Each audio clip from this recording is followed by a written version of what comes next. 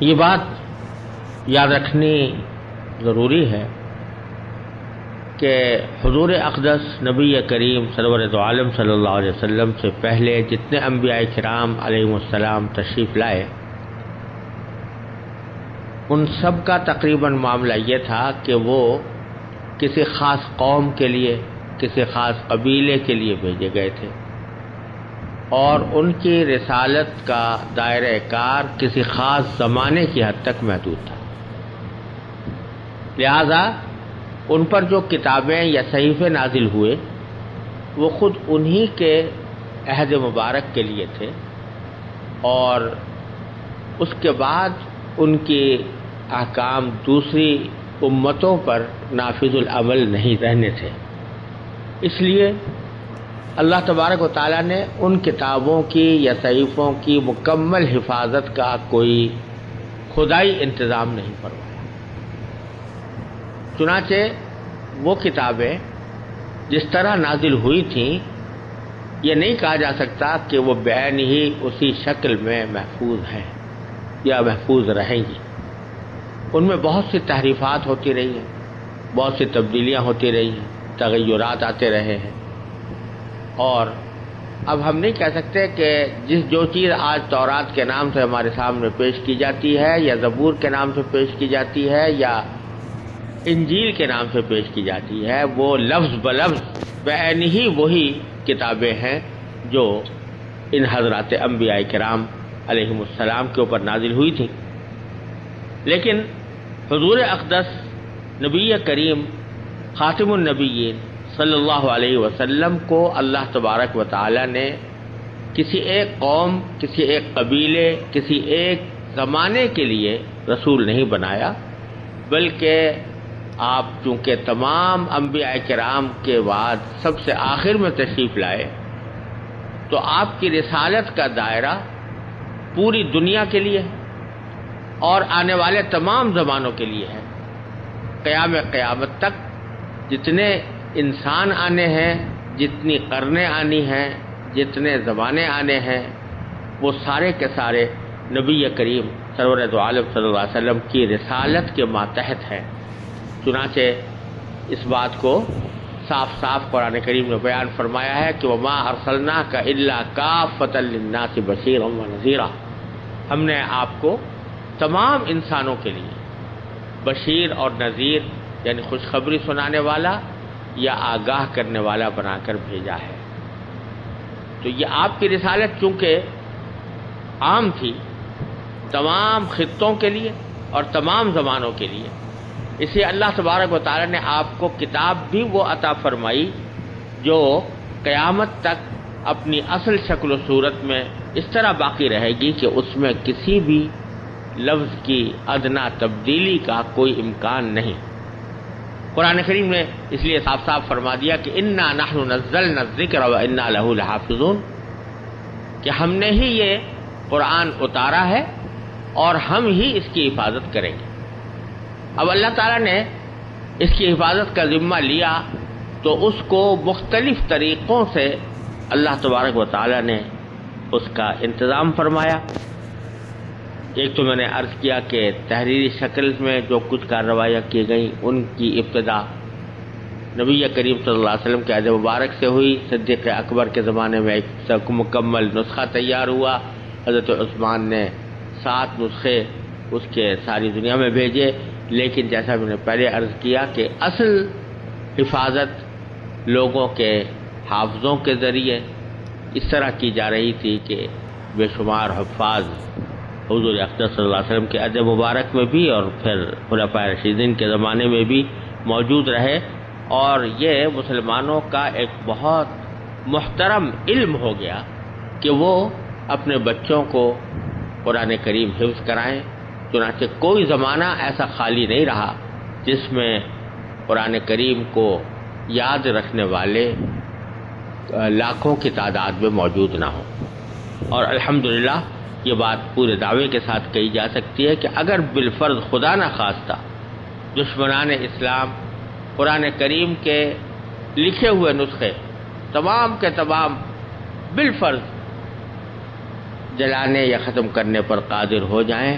تو بھی قرآن کریم کو ختم کرنا کسی کے بس کی بات نہیں، کیونکہ ایک بچہ بھی کھڑے ہو کر پورا قرآن لکھوا سکتا ہے۔ اللہ تبارک و تعالی نے یہ اس کی حفاظت کا خصوصی انتظام فرمایا۔ جب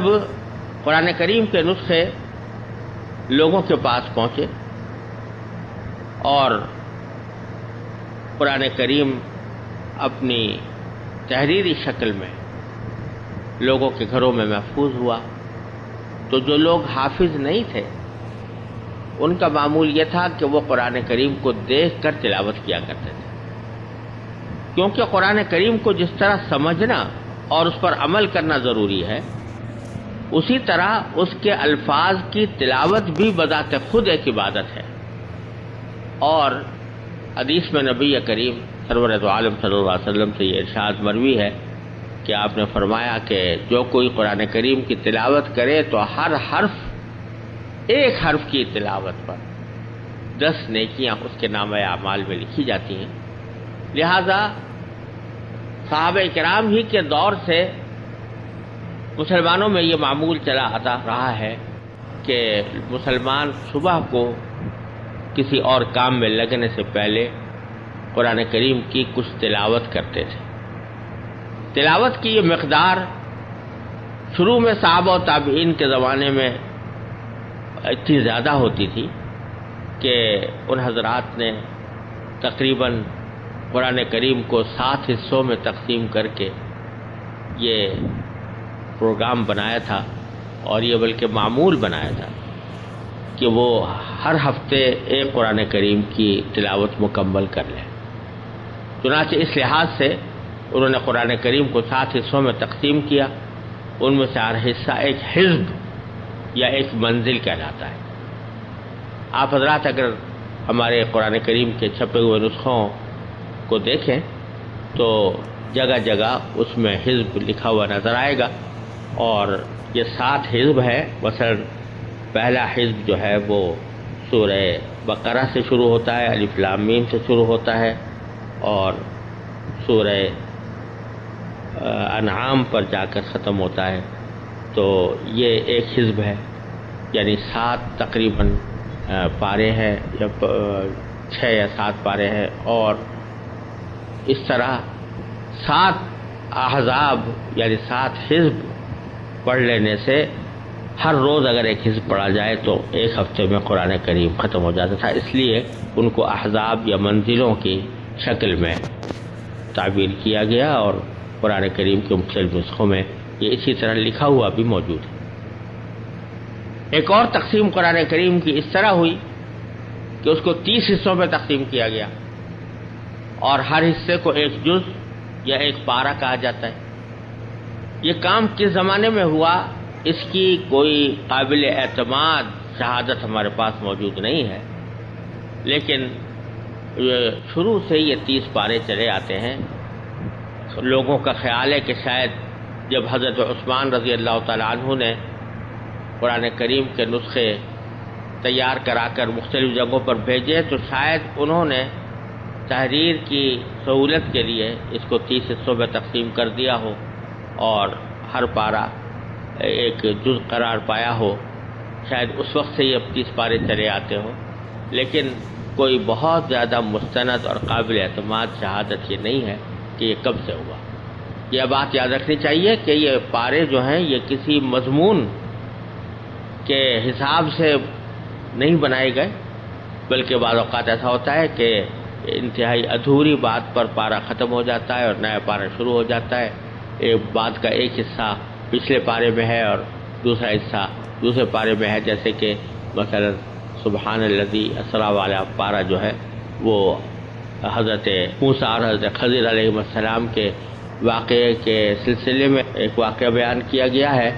اور وہ ابھی واقعہ ادھورا ہی تھا کہ اسی میں دوسرا پارہ قال لم اقل لک شروع ہو گیا۔ تو اس طرح بھی بعض پارے شروع ہوئے ہیں، لہذا یہ تقسیم معنی کے اعتبار سے نہیں ہے، مضمون کے اعتبار سے نہیں ہے، بلکہ یہ 30 مساوی حصے بنا دیے گئے ہیں۔ اور بعض علماء کرام نے یہ بات فرمائی ہے، اور قرین قیاس بھی ہے کہ شاید مکتبوں میں بچوں کو قرآن کریم پڑھانے کے لیے یہ تقسیم کی گئی تھی تاکہ وہ تھوڑے تھوڑے وقفے سے ایک مساوی مقدار اچھی طرح پڑھ سکیں، اس کو ہضم کر سکیں، پھر اس کے بعد پھر آگے بڑھیں۔ ان کو پارے کہا جاتا ہے۔ ہمارے بر صغیر کے نسخوں میں ایک اور علامت ہے جو آج تک قرآن کریم پر لکھی ہوئی نظر آتی ہے، اس کو رکوع کہتے ہیں، اور اکثر و بیشتر جہاں رکوع ختم ہو رہا ہوتا ہے تو وہاں حاشیے کے اوپر عین کی علامت لگی ہوتی ہے۔ اس کے بارے میں بھی تحقیق کے باوجود یہ بات پورے مستند طریقے پر معلوم نہیں ہو سکی کہ رکوع کی ابتدا کس نے کی، کس دور میں کی، کس زمانے میں یہ رکوع لگائے گئے، لیکن یہ بات تقریباً یقینی ہے کہ اس علامت کا مقصد یہ ہے کہ آیات کی ایسی متوسط مقدار متعین کر دی جائے جو ایک رکعت پہ پڑھی جا سکے، اس لیے اس کو رکوع کہتے ہیں، اور اس جگہ جا کر رکوع کیا جاتا ہے۔ اور بعض حضرات نے حساب لگا کر بتایا ہے کہ اگر کوئی آدمی تراویح کے اندر روزانہ ایک رکعت میں ایک رکوع پڑھے، گویا تراویح کی 20 رکعتوں میں 20 رکعت کی تلاوت کرے، تو اس طرح روزانہ اگر اس طرح اس معمول کے ساتھ قرآن کریم کی تلاوت کرے تو 27ویں شب میں اس کا قرآن کریم ختم ہو سکتا ہے۔ ایک اور کام جو قرآن کریم کی تلاوت کو آسان کرنے کے لیے کیا گیا وہ رموز اوقاف کہلاتا ہے۔ یعنی قرآن کریم میں جو جملے ہیں وہ ایسے ہیں کہ اگر اس کے اندر کسی ایک جگہ پر آدمی ٹھہر جائے، حالانکہ وہ ٹھہرنے کی جگہ نہ ہو، تو اس صورت میں اس کے معنی میں خاصی تبدیلی پیدا ہو جاتی ہے، اور بعض اوقات وہ بہت ہی خطرناک حد تک غلط معنی دے دیتی ہے۔ اس لیے علماء کرام نے رموز اوقاف مقرر کیا ان لوگوں کے لیے جو عربی زبان سے پوری طرح واقف نہیں ہے، کہ جب وہ قرآن کریم کی تلاوت کریں تو کہاں پر ان کو چاہیے کہ وقف کریں، کہاں چاہیے کہ وقف نہ کریں، کس جگہ وقف کرنا ضروری ہے، کس جگہ وقف نہ کرنا ضروری ہے، کس جگہ وقف کرنا مناسب ہے، کس جگہ وقف کرنا جائز ہے، اور وقف کرنے سے یا نہ کرنے سے کوئی فرق نہیں پڑتا۔ یہ علامتیں لگائی گئی ہیں۔ کہا جاتا ہے کہ یہ علامہ سجاوندی رحمۃ اللہ علیہ نے سب سے پہلے لگائی ہے، اور ان میں آپ نے دیکھا ہوگا کہ کہیں طا لکھی ہوئی ہے، کہیں جیم لکھا ہوا ہے، کہیں زا لکھا ہوا ہے، کہیں صاد لکھا ہوا ہے، کہیں میم لکھا ہوا ہے، کہیں لا لکھا ہوا ہے۔ تو یہ مختلف علامتیں ہیں۔ جہاں طا ہے تو یہ وقف مطلق کہلاتا ہے، اس کا مطلب یہ ہے کہ یہاں بات پوری ہو گئی ہے، اس لیے یہاں وقف کر لینا بہتر ہے۔ جہاں جیم لکھا ہوا ہے یہ وقف جائز کا مخفف ہے،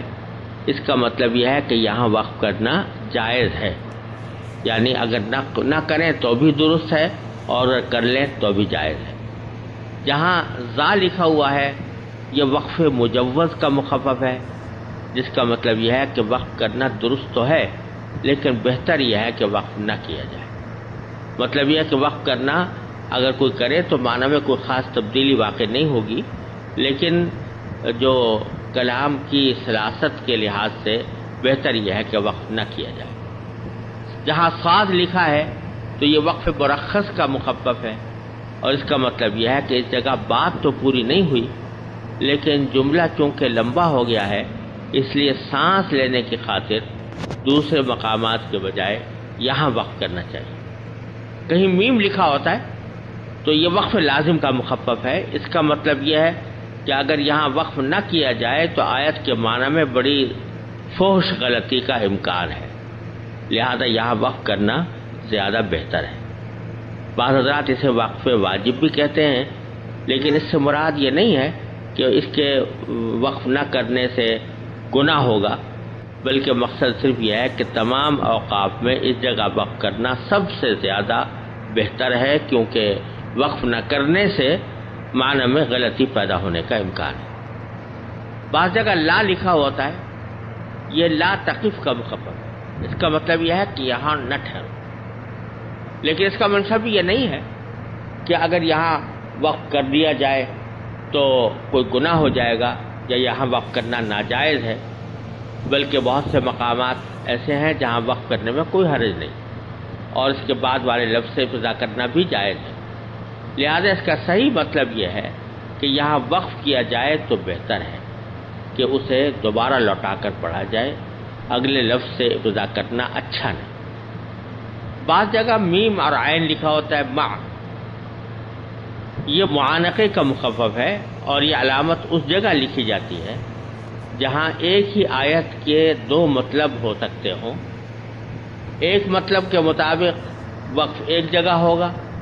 اور دوسرے مطلب کے مطابق دوسری جگہ. لہذا ان میں سے کسی ایک جگہ وقف کرنا چاہیے اور ایک جگہ وقف کرنے کے بعد پھر دوسری جگہ وقف کرنا اچھا نہیں. مثلا ذالک مثلہم فی التوراۃ و مثلہم فی الانجیل. اگر کسی شخص نے توراۃ پر وقف کیا ہے تو الانجیل پر وقف درست نہیں، اور اگر الانجیل پر وقف کرنا ہے تو التوراۃ پر وقف درست نہیں. ہاں دونوں جگہ وقف نہ کریں تو یہ درست ہے. اس کا ایک نام مقابلہ بھی ہے اور اس کی سب سے پہلے نشاندہی امام ابو الفضل رازی رحمۃ اللہ علیہ نے فرمائی. بعض جگہ سکتہ لکھا ہوتا ہے. یہ سکتہ علامت ہے اور اس کا مقصد یہ ہے کہ اس جگہ رکنا چاہیے لیکن اس طرح کہ سانس نہ ٹوٹے. یہاں عموماً یہ علامت اس جگہ لگائی جاتی ہے کہ جہاں اگر سانس توڑ دیا جائے اور سانس بھی ملا یا سانس نہ توڑا جائے، ملا کر پڑھا جائے تو معنی میں غلط فہمی پیدا ہونے کا اندیشہ. اور جہاں وقفہ لکھا ہوتا ہے وہ سکتے سے زیادہ لمبا سانس روکنے کی وہاں ضرورت محسوس ہوتی ہے، اس لیے وقفہ لکھا ہوتا ہے. یہ ہیں چند اہم رموز اوقاف جو قرآن کریم کے نسخوں میں پائے جاتے ہیں اور خاص طور سے ان نسخوں میں جو ہمارے بر صغیر میں پاکستان، ہندوستان وغیرہ میں رائج ہیں. ان کا سمجھ لینا قرآن کریم کی صحیح تلاوت میں مددگار ہوتا ہے.